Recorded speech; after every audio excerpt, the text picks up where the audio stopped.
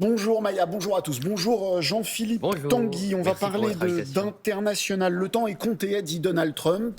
Les observateurs ont l'air de dire qu'il pourrait vouloir intervenir en Iran. Est-ce que le Rassemblement national soutiendrait une telle intervention des États-Unis? Mais écoutez, nous verrons quel type d'intervention. Il est évident qu'on ne peut pas intervenir à la place d'un peuple. Les expériences passées, en particulier au Moyen-Orient, de remplacement de régime par la force et une invasion étrangère ont toutes échoué avec des Mais conséquences. peut-on ne rien faire Non, face non, à mais un justement, régime par contre, tyrannique? comme ils l'avaient fait sur les installations nucléaires, ils avaient détruit les installations nucléaires sans que ça attente à la souveraineté du peuple iranien, qu'il faut évidemment différencier du régime des mollahs. Si ça peut affaiblir le régime et donner de l'espoir au peuple iranien, il faut le voir. Mais les peuples doivent Donc toujours des se libérer bombardements, d'eux-mêmes. comme la fois précédente, des bombardements contre les centres, les installations nucléaires, vous n'êtes pas forcément contre. Peut-être des choses ciblées qui permettent d'aider sans envahir le régime. Et voilà, on peut pas. Nous, on est pour aider le peuple iranien. Voilà, mais il faut faire il faut être extrêmement prudent, pardon, et faire attention parce que toute invasion étrangère ne fonctionnera pas malheureusement. Hein. Et on voudrait, parce que quand on voit le courage du peuple iranien, quand on voit les alertes des associations et des résistants sur des dizaines de milliers de morts du régime en répression, c'est évidemment terrible. Et ça me fait penser, n'oublions pas tous les résistants du peuple iranien contre le régime des mollahs. Moi, je me souviens, il y a 20 ans, contre Ahmadinejad, tous ces étudiants qui étaient morts, parfois égorgés dans leur lit par le régime, c'était un régime épouvantable. Retour en France, le gouvernement va à nouveau dégainer un 49.3 pour la totalité du budget cette fois. Est-ce que vous allez-vous déposer une motion de censure dont on sait déjà qu'elle ne passera pas?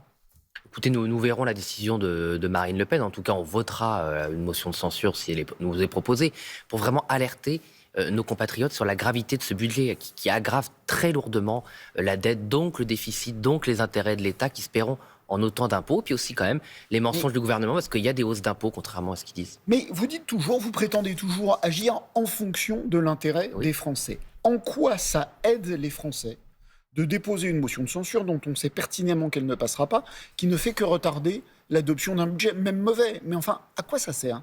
Déjà, ça a permis de retarder l'adoption du budget. Mais à quoi ça sert? Mais ça a permis d'éviter beaucoup de hausses d'impôts, parce que quand vous passez le 1er janvier, il y a des hausses d'impôts qui sont illégales, et tout ça est parti à la C'est pas poubelle. vraiment vous qui les avez évités, c'est Ah bah, plutôt les socialistes qui ont négocié non, avec le parce que moi gouvernement. j'étais en commission mixte paritaire, M. Borstein, avant Noël, et les socialistes voulaient un accord avant Noël, justement pour Elle a augmenter duré les une impôts demi-heure. augmenter les impôts sur les classes moyennes supérieures. Mais ça permet d'éviter beaucoup de hausses d'impôts, puis ça permet d'alerter les Français sur ce qui se passe, parce que tout ça est très compliqué pour nos compatriotes.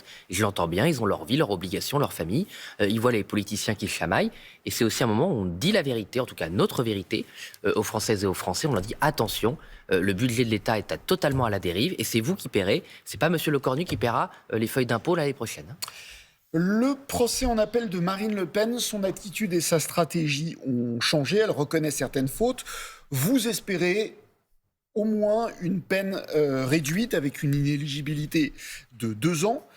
Dans ce cas-là, est-ce qu'elle pourrait oui, elle pourrait se présenter. Ma question est, peut-on faire campagne auprès des Français pour l'Élysée si on a été condamné en première et en deuxième instance pour détournement de fonds publics? Monsieur Borstein, permettez-moi de vous rappeler qu'elle est présumée innocente et qu'elle se bat J'ai pour... dit si. Oui, non, mais pour que ce soit bien clair pour ceux qui nous écoutent, pour ça relax, pour l'innocence d'elle et puis de nos compagnons, de nos amis qui sont avec elle devant la justice, et on espère qu'elle sera relaxée. Voilà, au fond, mon intime conviction, c'est que Marine Le Pen est innocente, et je suis fier qu'elle se batte avec nos compagnons pour son innocence. Mais vous ne m'avez pas répondu. Oui, mais moi je pense que... Si elle était condamnée pour détournement de fonds publics, pour dire les choses en français, ça veut dire qu'on s'est servi de l'argent du contribuable, pas pour enrichissement personnel, personne ne l'accuse de ça, pour financer son parti politique. Est-ce qu'on peut faire campagne quand on a été condamné 2 fois, première et deuxième instance, pour détournement de fonds publics? C'est à Marine Le Pen de décider de cela. Voilà, Vous y seriez favorable? Moi, je pense que Marine Le Pen doit être notre candidate, oui.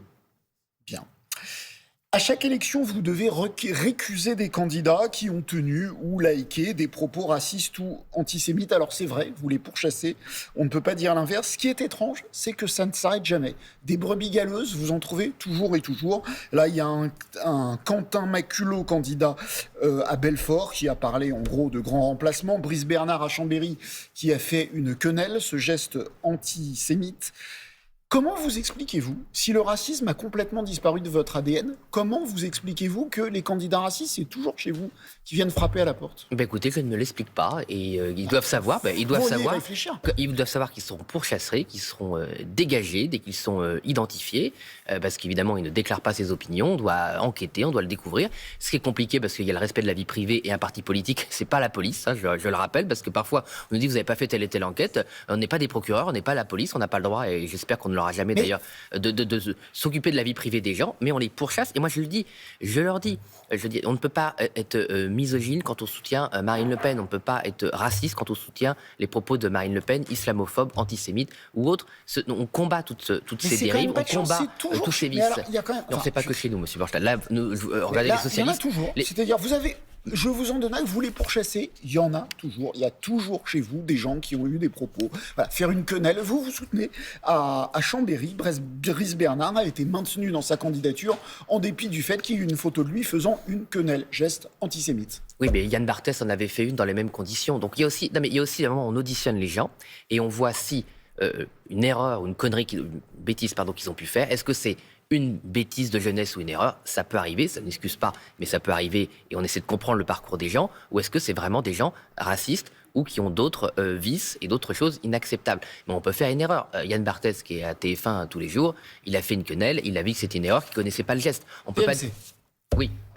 Oui, pardon, la télédiffusion. On ne peut pas dire que parce que c'est une star, c'est pas de sa faute, et puis quand c'est quelqu'un qui n'est pas une star, c'est de sa responsabilité. Voilà. En tout cas, on mène une enquête et on veut voir la réalité des uns et des autres. Vous savez, à gauche, il y a des gens qui étaient révolutionnaires, qui ont attaqué des universités, puis qui se rendent compte que c'était pas une bonne idée, et qui reviennent dans le droit chemin. Mais ce qui est important, vous voyez, c'est que le Rassemblement national n'accepte aucune de ces dérives, et il n'y a jamais une fois où elle est identifiée et où on a baissé la garde. Merci beaucoup Jean-Philippe Tanguy, député de la Somme, invité des 4V. Bonne journée à tous. Merci beaucoup. Merci à Victoria Patrico qui a traduit cette interview en langue des signes.